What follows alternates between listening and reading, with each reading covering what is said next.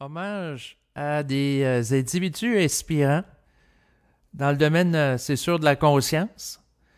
Donc, aujourd'hui, je vais viser à rendre hommage à des individus pour lesquels j'ai une gratitude parce qu'ils m'ont inspiré à favoriser, dans le fond, l'émergence en moi d'idées nouvelles.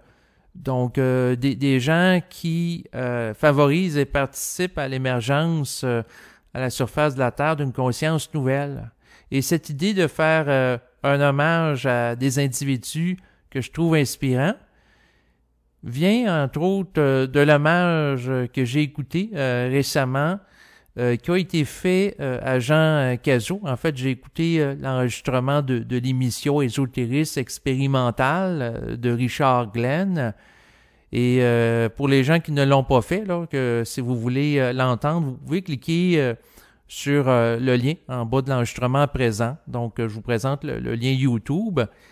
Et ça dure un peu plus d'une heure, mais Richard a fait une très belle synthèse là, des principaux moments par rapport à l'événement et à travers cette vidéo.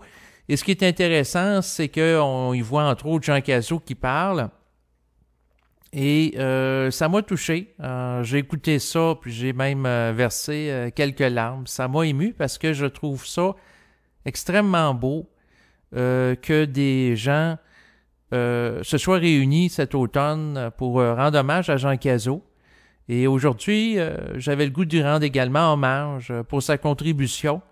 Donc, c'est sûr que Jean Cazot, c'est un auteur extrêmement prolifique. Il a publié au-dessus d'une vingtaine de livres, entre autres dans le domaine de l'ufologie et de la métaphysique. Il a fait aussi de l'animation radio. Également, il a réalisé de nombreuses conférences au fil du temps. Donc, Jean Cazot, entre autres dans le domaine de l'ufologie, c'est une des figures marquantes ici au Québec. Et ce qui est admirable chez lui, c'est sa persévérance. C'est-à-dire qu'au fil du temps, pendant un peu plus de 50 ans, il a commencé à 16 ans, il a commencé jeune, eh bien, il a diffusé de l'information au public par rapport à l'ufologie. Donc, c'est sûr qu'il y a plusieurs décennies, il n'y avait rien, il n'y avait pas Internet, et c'était très rare les gens qui acceptaient de parler publiquement là, d'ufologie, que ce soit à travers des émissions ou des livres, parce que il y avait des moqueries. D'ailleurs, aujourd'hui, il y en a encore, mais tranquillement, les mentalités sont en train de changer là, en la matière. Mais ce qui est beau de voir, c'est la persévérance qu'a fait preuve Jean Cazot en dépit d'une population qui, à la base, n'était pas nécessairement ouverte là, à entendre parler d'ufologie ou de métaphysique. Et je trouve ça admirable. Puis c'est sûr que je voulais prendre un instant aujourd'hui pour souligner sa contribution. Et ce que je trouve intéressant, c'est que de son vivant, sa contribution, justement, a été reconnue à travers cet hommage public qui a été fait lors de l'automne 2019. Donc, autrement dit, les gens qui ont pu bénéficier de ses propos à travers ses émissions, ses livres, bien, ça a été l'occasion de, à quelque part, qu'il y ait un retour d'ascenseur, c'est-à-dire qu'une reconnaissance du public pour sa contribution. Donc, en termes d'écrits, en matière, entre autres, d'ufologie, de métaphysique et de communication publique. Donc, une partie de mon message, c'était de témoigner, c'est sûr, mon appréciation en particulier pour Jean Cazot. Mais le fait de voir qu'il y a eu un hommage qui a été fait à lui m'a donné le goût aussi de rendre hommage à d'autres individus que je trouve inspirants dans le domaine de la conscience. Donc, c'est sûr que si du jour au lendemain, je devais mourir, je voulais prendre un instant pour remercier les gens qui m'auront, entre autres, inspiré à produire des enregistrements sur Internet, à écrire des textes, puis à manifester, même si le sujet de la conscience est encore aujourd'hui marginal. Donc, il y a des individus, c'est sûr, qui ont fait preuve de beaucoup de persévérance, Ça, c'est quelque chose que j'apprécie en particulier chez les gens. Il y a entre autres, c'est sûr, Richard Glenn, là, qui, depuis plus de 40 ans, anime l'émission Ésotériste expérimentale. Il a la capacité de présenter les choses avec clarté, simplicité. Et aussi, ce que j'apprécie de lui, c'est qu'il ne va pas parler en mal des autres. Il ne va pas faire de la médisance. Puis, il y a un grand respect aussi pour les gens qui ont vécu des contacts avec le phénomène extraterrestre ou des expériences paranormales. Donc, au niveau éthique, à ce sujet-là, je trouve ça extrêmement intéressant. Et c'est sûr qu'il y a aussi Bernard de Montréal, hein, qui, pendant plus de 25 ans, a donné des conférences au Québec pour véhiculer la conscience supramentale. Donc ça a été une inspiration aussi majeure pour moi. Donc de voir quelqu'un qui est capable de canaliser du nouveau matériel, qui est capable de manifester son individualité et être porteur d'une vibration nouvelle. Je trouve ça extrêmement stimulant. Ensuite, il y a eu également comme source d'inspiration André Moreau, le philosophe jovialiste, donc qui fait toujours des conférences. Encore une fois, c'est quelqu'un d'autre qui est aussi persévérant. Donc, même s'il est rendu à l'âge de 78 ans, parce que j'ai 40 ans de différence avec lui, en ayant 38, il continue toujours. Et c'est sûr que ce qui est intéressant là, par rapport à lui, c'est que de son vivant, eh bien, il y a eu de la reconnaissance de la part de son public, dans le sens qu'il y a eu la sortie du livre qui s'intitule L'épopée jovialiste, qui va lui rendre hommage à sa philosophie, où de ses amis ont pris la parole pour prêter témoignage avec des anecdotes. Ils ont relaté aussi des expériences en relation, c'est sûr, avec l'enseignement jovialiste. Ensuite, il y a aussi également Marc de la Salle, par rapport à son impeccabilité à travers ses enregistrements qui sont constants pour véhiculer une vibration supramentale, parce que il est capable de manifester puis de persévérer dans le temps, puis c'est pas nécessairement évident. Dans le domaine de la conscience, la vente présentement, au moment où je vous parle, la vente de livres dans le domaine de la conscience, c'est pas quelque chose d'extrêmement payant. Les gens vivent rarement ou difficilement de ça. Donc, de voir des gens qui persévèrent, c'est intéressant. C'est sûr que Marc de la Salle, je l'ai interviewé, d'ailleurs à plusieurs reprises. Vous allez retrouver de ses enregistrements là, sur ma chaîne YouTube. Ce qui est intéressant, c'est qu'il vise à véhiculer une vibration supramentale avec constance. Sinon, également, je vise à rendre hommage aussi à Daniel Ménard, qui a été l'intervieweur de Bernard de Montréal pendant plusieurs années. D'ailleurs, j'ai eu le plaisir de l'interviewer à quelques reprises. Vous pouvez d'ailleurs retrouver ses entretiens là, sur ma chaîne YouTube. Donc, qu'il est décédé aujourd'hui. C'est sûr que en tant qu'égo, je trouve ça un petit peu dommage qu'il n'ait pas eu la chance de son vivant, à ma connaissance, d'avoir une activité hommage comme a connu Jean Cazot de son vivant récemment. Donc, c'est sûr que ça aurait été bien aussi par rapport à lui. Sinon, les autres personnes que je veux rendre hommage, il y a entre autres le Doc Mayou, dans le domaine de la psychologie. Doc Mayou, je l'ai écouté pendant plusieurs années. Il touche pas à la métaphysique, à la différence des autres personnes que j'ai abordées. Par contre, le Doc Mayou, c'est quelqu'un qui, de par ses propos, qui véhicule une vibration quand même, qui prépare le terrain pour autre chose, dans le sens que c'est un individu qui est contestataire, qui est pour la laïcité du Québec, qui a de l'esprit critique, qui a le sens de l'humour aussi. puis qui amène aussi des prises de conscience à travers ses propos. Donc, j'apprécie également beaucoup. Je l'ai d'ailleurs rencontré en personne à un salon, une activité de salon du livre qui a eu cours dans la ville de Québec il y a quelques années. Et j'ai pris un moment pour aller lui parler et le remercier. J'ai expliqué que lorsque j'étais jeune, mon père était décédé jeune, j'avais 17 ans, et puis d'avoir écouté ses émissions, alors que c'est un adulte qui était un peu plus âgé que moi, ça m'a apporté une forme de soutien, de bénéficier de ces enregistrements.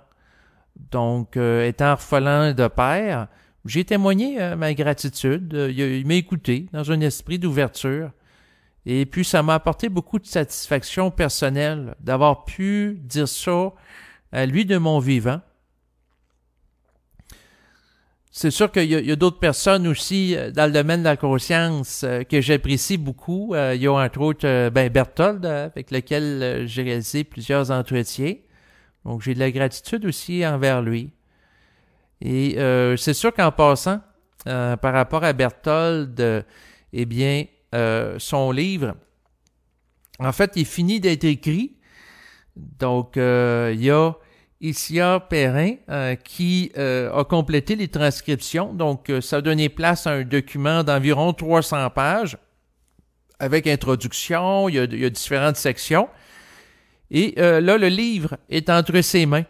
C'est-à-dire que Berthold est en train présentement de procéder à la relecture des transcriptions qui ont été faites par Isia.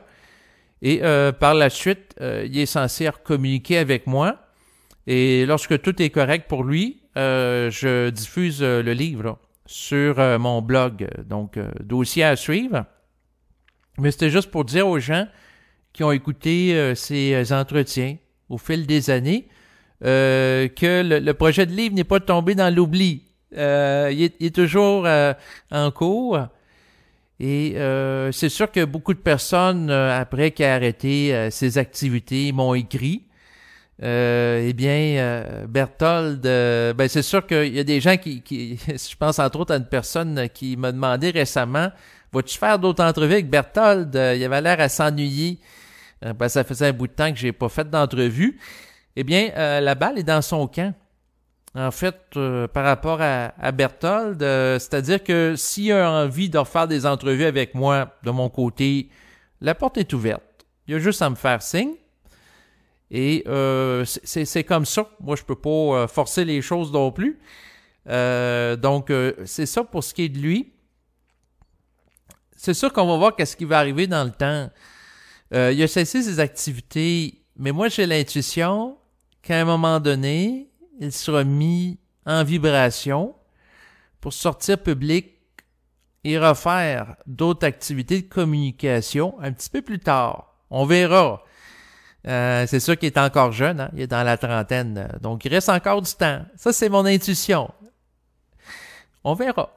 Qu'est-ce qui arrivera? Sinon, il y en a d'autres individus. Il y a entre autres Mario Beauregard dans le domaine des neurosciences qui vise à présenter un paradigme post-matérialiste. Donc, qui ouvre les horizons sur autre chose. Et l'idée de ça, c'est de sortir du réductionnisme associé à la matière pour être capable de prendre en considération d'autres types de réalités que seulement celles physiques. Donc, c'est sûr que c'est intéressant la nature de ces recherches, entre autres dans l'optique de démontrer que l'être humain n'est pas juste un corps physique. Il y a une dimension également psychique qui est au-delà de ça. Et c'est sûr qu'il y a également d'autres individus, là, bien entendu, auxquels je rends hommage. Là. Il y a plusieurs personnes que j'ai interviewées au fil du temps, que j'ai rencontrées en conférence, auxquelles j'ai assisté, que j'ai interviewé. Mais aujourd'hui, je voulais mettre l'accent sur ces individus que j'ai énumérés, dont vous pouvez retrouver des enregistrements en tapant leur nom là, sur YouTube ou Google. Donc, c'est sûr que l'éveil de la conscience et cette discussion ne fait que commencer. Et c'est sûr que moi, personnellement, j'ai été mis en vibration au fil du temps pour m'intéresser à des communicateurs dans le domaine de la conscience. Et c'est sûr que dans le fond, je me sens interpellé aussi pour diffuser des choses à travers ma chaîne. Et moi, je vis au Québec. C'est sûr que les individus que je vous ai parlé sont d'origine québécoise, mais il y en a d'autres aussi dans le monde. En fait, la conscience, c'est un phénomène mondial. Il y en a dans d'autres pays aussi. Et c'est sûr que l'objet de mon enregistrement, c'est de rendre hommage maintenant, dans un esprit de gratitude, d'appréciation, aux individus qui, un peu partout dans le monde, participent à l'émergence d'une conscience nouvelle. C'est sûr qu'aujourd'hui, bon, je me suis attardé principalement à des Québécois. Il y en a plusieurs parmi eux que j'ai déjà rencontrés. C'est sûr que je vis au Québec. Le Québec, bien, c'est un lieu de rendez-vous, entre autres, pour des gens de vivre la fusion avec l'esprit de leur vivant et aussi le lieu d'où partira un mouvement de conscience nouveau, une civilisation nouvelle aussi en relation avec ça, qui favorisera la restauration planétaire. Donc, c'est sûr que l'un des volets intéressants à aborder, en lien avec la diffusion d'une conscience nouvelle, c'est que présentement, il y a des individus qui ont un mandat. Un mandat au niveau psychique pour favoriser l'éveil du collectif. Puis il y a plusieurs raisons par rapport à ça. C'est-à-dire, entre autres, c'est sûr qu'il y a des problèmes actuellement là, de pollution. Il y a des problèmes aussi de pauvreté extrêmement criants à la surface de la Terre. Et il y a des problèmes de différentes natures. Il y a beaucoup de guerres dans le passé. Tranquillement, la situation politique se stabilise avec le temps. Mais il y a une réorganisation qui doit se faire de la Terre pour que les habitants de cette planète en viennent à être considérés comme étant une civilisation par des êtres du cosmos. C'est sûr que derrière la diffusion d'informations en relation avec la conscience, il y a certaines personnes qui ont un mandat karmique en relation avec ça.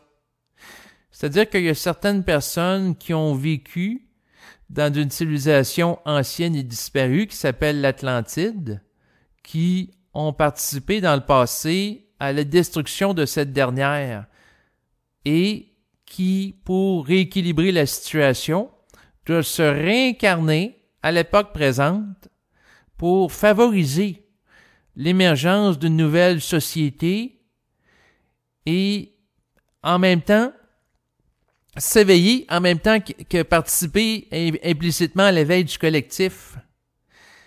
Et c'est ça qui est intéressant à voir. Au niveau occulte, ce qu'il faut comprendre, c'est que des personnes qui, dans le passé, ont été des influenceurs, aujourd'hui on a des influenceurs sur les réseaux sociaux, sur Internet, on a des leaders d'opinion, puis autrefois, c'était la même chose. Sauf que là, l'influence visera non pas à développer un ego hypertrophié, mais à favoriser l'intégration d'une conscience nouvelle pour restaurer la Terre suite à la déchéance qu'elle a connue. Donc, dans le passé, des individus en position de pouvoir, notamment en Atlantide, ont amené la fin de la civilisation pour des raisons d'ego, d'orgueil, et ces êtres-là, aujourd'hui, ce qu'ils doivent faire, c'est d'être capables de dépasser l'ego sous influence astrale, sous l'influence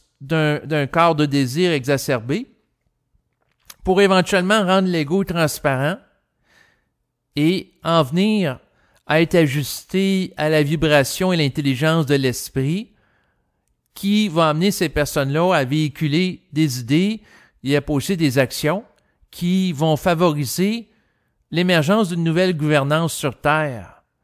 Donc, c'est sûr que Bernard de Montréal parlait de la régence planétaire. Moi, j'ose parler de gouvernement supramental, donc d'un gouvernement qui va être dirigé par des individus qui ont fait un travail d'épuration psychique sur une base personnelle et qui également pourront participer, favoriser l'émergence de ce type de gouvernance à l'échelle de la Terre et aussi accompagner les individus qui sont concernés par le vécu d'un éveil individuel, donc qui ont aussi à faire ce travail de devenir plus transparents dans leur ego, moins orgueilleux, moins dans le désir de dominer. Donc, pour que ce soit des êtres de plus en plus équilibrés qui peuplent la surface de notre planète. Donc, c'est sûr que par rapport au mandat karmique, l'objet de l'enregistrement aujourd'hui, c'est pas de dire « Ah, ben telle personne a un karma, telle autre non ». Donc, le propos est tenu ici parce que au niveau occulte, je sais que précisément qu'il y a plusieurs personnes qui ont été impliquées dans la déchéance de la civilisation de l'Atlantide, qui se sont réincarnées spécifiquement à cette époque au Québec pour rééquilibrer la situation. Autrement dit, les êtres qui dans le passé ont participé à un déclin sont appelés, pour des raisons d'équilibrage énergétique, à participer à la restauration de l'humanité. Et c'est à travers, entre autres, de véhiculer des informations liées à l'éveil de la conscience. Mais là, ce qu'il faut comprendre, c'est pas parce que quelqu'un véhicule des informations liées à l'éveil de la conscience qui sont nécessairement concernés par ce mandat-là. Il faut pas mettre les gens dans tout le même panier. Donc, il y a des nuances aussi à faire, mais ce qu'il faut comprendre, c'est qu'il y a quelque chose qui s'opère et il y a des gens qui sont en fait contactés par d'autres êtres que ceux physiques. Donc, c'est sûr qu'il y en a qui vont parler d'êtres extraterrestres, d'êtres extradimensionnels, d'esprits. Il y a différents vocables pour décrire ces êtres-là. Mais pour résumer, en fait, c'est qu'il y a un groupe de personnes sur le plan physique qui ont pour mandat de participer au rehaussement du taux vibratoire de la conscience collective sur Terre en s'y exprimant.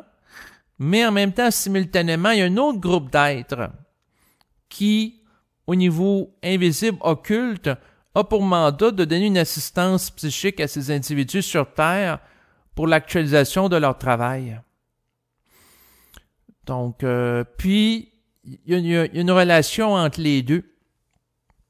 Parce que les êtres humains qui sont mandatés pour participer à l'éveil du collectif, eh bien, sont branchés à une conscience au niveau de l'esprit qui va œuvrer dans ce sens-là. C'est sûr qu'il y a un groupe présentement particulier de gens qui ont vécu à l'Atlantide où il y a eu le déclin de leur civilisation qui ont un mandat de restauration pour faire quoi par la suite? Pour être libre de la Terre et retrouver la capacité de voyager librement dans le cosmos. Autrement dit, c'est l'attachement karmique qui empêche à ces individus d'être capables de quitter les terres de la Terre et de vivre librement dans le cosmos. Donc, autrement dit, tant que les énergies ne sont pas balancées entre eux et le collectif de l'humanité actuelle, ils ne peuvent pas quitter la Terre. Ce qui veut dire qu'il y a une réparation qui est faite et lorsque le rééquilibrage est fait, ces êtres-là peuvent voyager dans le cosmos.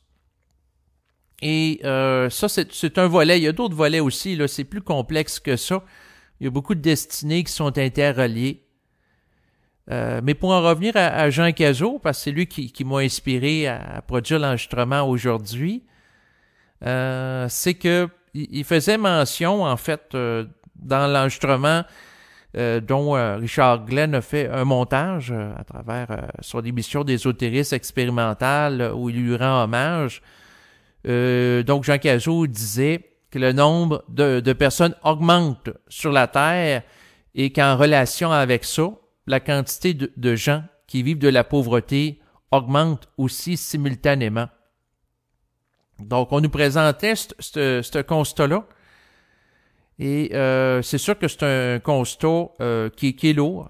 C'est sûr qu'à quelque part, ça nous invite au changement. Il y aura une meilleure répartition de la richesse sur Terre, un plus grand respect aussi de l'environnement associé aux problèmes de pollution.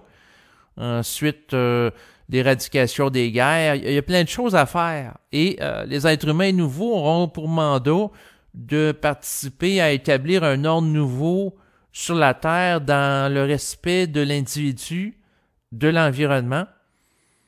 Et c'est une restructuration. On a des restructurations des fois qu'on connaît avec des entreprises industrielles. Bien, c'est le même principe. La Terre doit être restructurée, restaurée, pour que l'humanité atteigne le statut de civilisation. Donc, Jean Cazot disait que l'humanité n'est pas considérée par les autres êtres comme étant une civilisation. Et je suis d'accord avec lui parce que pour que l'humanité soit une civilisation, eh bien, à ce moment-là, les problèmes, que ce soit la guerre, la pauvreté, problèmes de pollution, devraient être neutralisés. Une civilisation, c'est en relation avec un peuple qui a une capacité de pérennité dans le temps. Autrement dit, son mode de fonctionnement est viable. Et pour que l'humanité devienne une civilisation, ça veut dire que chaque personne aurait accès aux ressources nécessaires pour être capable de fonctionner, s'alimenter adéquatement, avoir accès à l'eau potable, à la nourriture, à l'éducation, et aussi, ça c'est un autre élément, à une conscience qui est libre de l'influence astrale, une conscience qui permet à l'individu d'accéder au savoir, d'être branché au réel, une conscience de nature multidimensionnelle, une conscience qui permet à l'être humain de témoigner de l'amour à d'autres êtres humains dans un esprit fraternel. Donc, une conscience qui témoigne de la manifestation du principe de l'amour de l'humain pour l'humain. C'est-à-dire une conscience qui permet à l'individu de sortir de l'esprit de compétition. Dans le domaine de la compétition, dans le domaine de la communication, pardon, il y a souvent de la compétition. Donc, c'est qui l'animateur vedette? C'est qui le meilleur conférencier dans la conscience? C'est qui? Il faut sortir de ça. Et c'est dans cet esprit-là que j'ai choisi de rendre hommage à des individus significatifs. Parce que après tout, pour moi, l'important, c'est pas d'être tout seul dans mon coin puis de diffuser des choses. C'est d'être capable de reconnaître ce que d'autres personnes ont fait. Puis je fais ça parce que ça m'apporte beaucoup de satisfaction personnelle. C'est-à-dire que d'être capable de mon vivant, de dire à Jean Cazot, à d'autres personnes aussi, que j'apprécie le travail que vous faites. Je trouve ça intéressant. Et aussi ce que je capte, c'est que il y a des êtres dans l'invisible qui ont pour mandat de diffuser des informations sur Terre pour rehausser le taux vibratoire du collectif, qui sont très satisfaits du travail qui se fait présentement au Québec, puis dans d'autres endroits dans le monde. Tranquillement, l'information se diffuse et c'est très beau à voir, très beau à observer. Donc, c'est sûr que par rapport aux problèmes de pollution, aujourd'hui, j'ai écouté un documentaire sur le plastique, hein, qui fait beaucoup de pollution avec le temps. Il y a plusieurs choses à régler, que ce soit la pollution de l'air, de l'eau, etc. Mais ce que je peux vous dire, puis de ce que je canalise au niveau de l'esprit, c'est que les plans de la lumière vont mettre en place des événements, des situations pour faire en sorte qu'éventuellement toute l'humanité sera éveillée. Donc, faut pas se décourager par rapport au problème de surpopulation, de pauvreté que sur la Terre. Les plans de la lumière, ce qui me vient en tête, c'est qu'ils vont œuvrer pour restaurer l'ordre.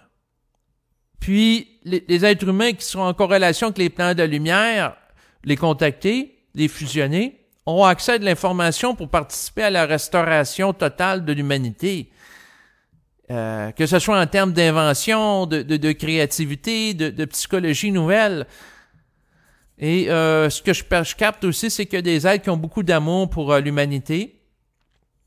À la fois des êtres sur le plan éthérique que sur le plan physique, qui ont à cœur l'actualisation du projet humain et la restauration de la Terre, pour que la Terre soit un lieu où il fait bon vivre. Un lieu où l'être humain pourra vivre son plein potentiel, s'exprimer totalement, se sentir totalement respecté dans son individualité. Donc, puis là, c'est sûr qu'en lien avec ça, ben, les artisans de la conscience nouvelle sont en train d'amener des idées nouvelles, puis c'est sûr que ça a des implications concrètes, ça amène des gens à changer leur vie. Et c'est pas fini, ça fait que commencer. C'est sûr que depuis tantôt, je parle beaucoup du Québec, mais ce qu'il faut comprendre, le Québec, c'est que c'est un point de rendez-vous. Donc, autrement dit, il y a des esprits qui se sont donné un rendez-vous. Sur le plan humain, on peut se donner un rendez-vous pour, par exemple, assister à une conférence. On dit c'est à tel endroit, à telle heure, si vous êtes intéressé. Bon, ben c'est la même chose. Le Québec, c'est ça. Le Québec, dans le fond, c'est un lieu où des esprits qui sont mandatés pour instaurer un ordre nouveau en particulier s'y incarnent et réincarnent.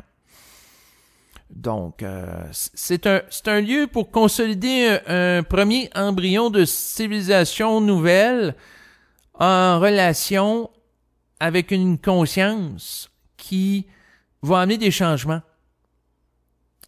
Donc, il y a des êtres qui, avant de s'incarner, se sont donnés comme point de rencontre le Québec, et puis là, ils se découvrent.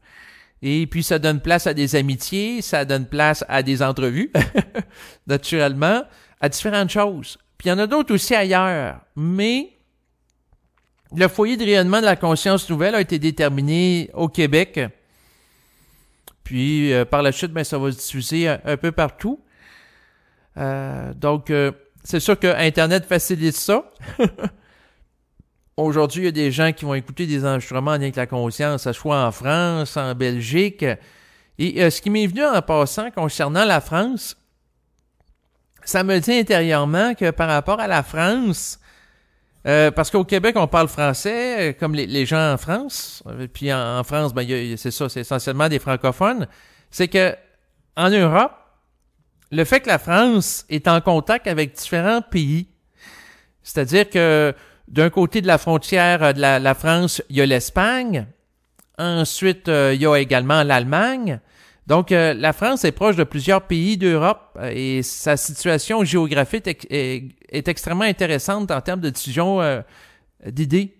Donc, il y a des gens en France qui vont aller en Angleterre, qui est situé au nord de la France. Au sud, on va avoir, entre autres, l'Italie. Il y a la Belgique aussi, il y a le Luxembourg. Donc, il y a plusieurs pays. Ce qui fait que lorsque les idées en français sont véhiculées en France, ben, il y a des gens qui vont parler, ils peuvent parler 2 ou 3 langues. Donc, la personne qui est proche de la frontière allemande, qui parle français et également allemand, à un moment donné, elle va probablement discuter de conscience avec des gens en allemand. Et ainsi de suite, ça va diffuser. Et ensuite, la personne qui est proche de l'Italie, même chose. La personne qui est proche de l'Espagne, même chose. Donc, tranquillement, ça va diffuser. Puis, si une personne qui parle espagnol en Espagne discute avec une autre personne en Amérique du Sud qui parle également espagnol, bon, ben la diffusion de l'idée va se faire. Puis, de l'instruction supramentale aussi. Donc, ça se diffuse. Un peu comme un virus dont la souche la plus virulente était au Québec. Donc, oui, on peut dire ça dans un sens.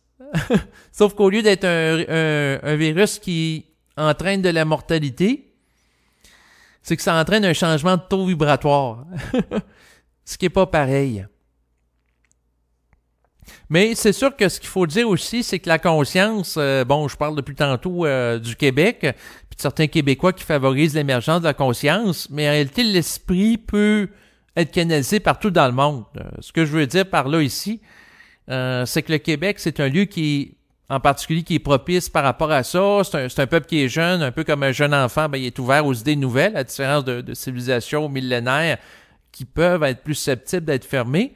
Par contre, ce qu'il faut réaliser, puis le Québec aussi, c'est un point de rendez-vous, mais l'esprit peut être canalisé partout, là, que ce soit en France, en Autriche, un peu partout dans le monde. C'est sûr que si la personne veut canaliser un esprit nouveau, puis la personne est dans une ville, puis c'est très tendu, il y a beaucoup d'entités, il y a beaucoup de lieux hantés, l'astral est très présent. Elle va être exposée à plus d'opposition. C'est clair là, que si la personne est tranquille à la campagne, dans un vaste territoire. Ça, c'est sûr. Mais c'est pas impossible. Si la personne a la volonté, puis elle est capable de monter en vibration, s'allumer intérieurement, puis connaître un allumage psychique, qu'elle soit en zone urbaine, densément peuplée, ou à la campagne, ça peut se faire, mais ça va lui demander sans doute plus d'énergie pour se maintenir dans une vibration qui est haute, parce que les gens qu'elle va rencontrer peuvent faire obstacle à ça. C'est sûr que si au Québec, il y a des gens sur la même longueur d'onde qui ont un mandat à exécuter ensemble, de la collaboration, entre autres dans le cadre d'activités de communication, c'est plus facile à ce moment-là de s'entraider dans une optique de favoriser le rehaussement du taux vibratoire que si la personne est au milieu d'autres individus qui sont totalement adverses ou fermés à ça. Ça, c'est clair. Par contre, il y a une question de destinée. C'est sûr que si une personne est interpellée par la vibration du Québec, elle peut émigrer ici. Je veux dire, il y a ça aussi qui peut arriver. C'est sûr que dans un sens, je suis privilégié parce que moi, je suis né au Québec et je n'ai pas à changer d'endroit et je l'apprécie.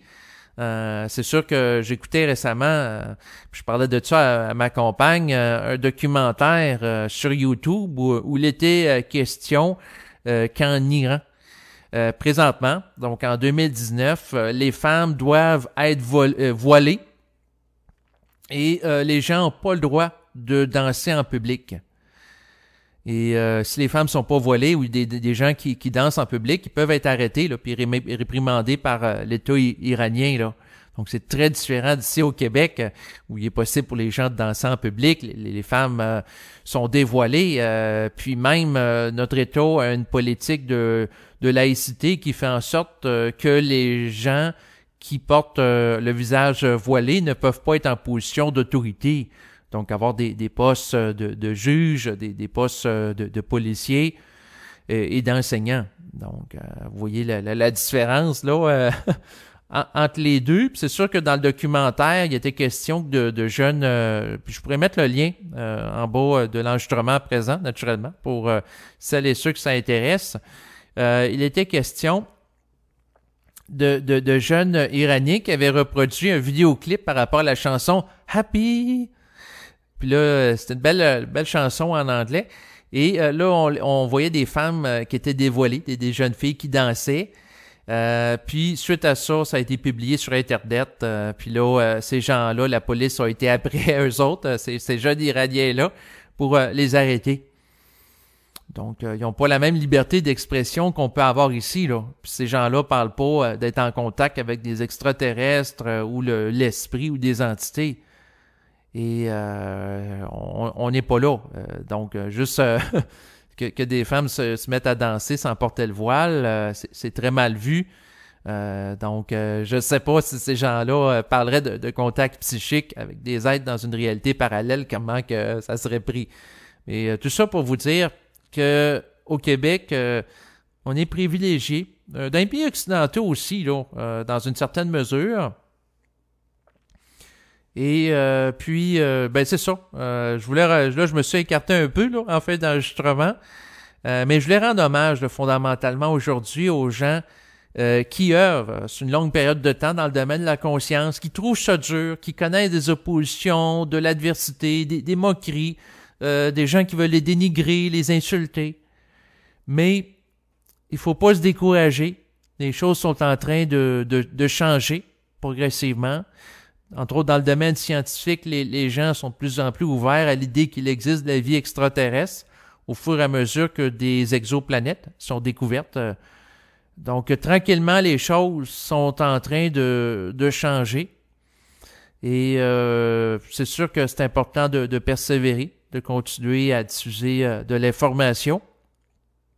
Donc, récemment, il y a une personne qui m'écrivait sur Facebook parce que il va y avoir une conférence qui va avoir cours le 27 décembre à Québec, dans la ville de Québec, du même nom de la province, située au Canada, avec Jean-Luc. Puis là, il y a une personne qui aurait aimé qu'il y ait une conférence de Jean-Luc en Suisse. eh bien, à cette personne-là, c'est sûr que ça peut être intéressant qu'il y ait des gens qui parlent de conscience en Suisse, puis dans les différents pays. Mais ce qui peut être bien, c'est que si la personne a envie de se manifester puis d'initier un mouvement, je l'encourage à le faire. Donc, si la personne a le goût d'entendre parler de conscience, pourquoi pas se donner ce qu'on a envie d'entendre, répondre à son besoin. Si la personne à la vibration est en contact avec d'autres personnes, pourquoi pas initier un mouvement en ce sens? Donc, sinon, il y avait une autre personne qui voulait rencontrer des gens à Québec. Ben, elle peut initier une rencontre. Il y a le site, entre autres, BDM International, où les gens peuvent annoncer des activités.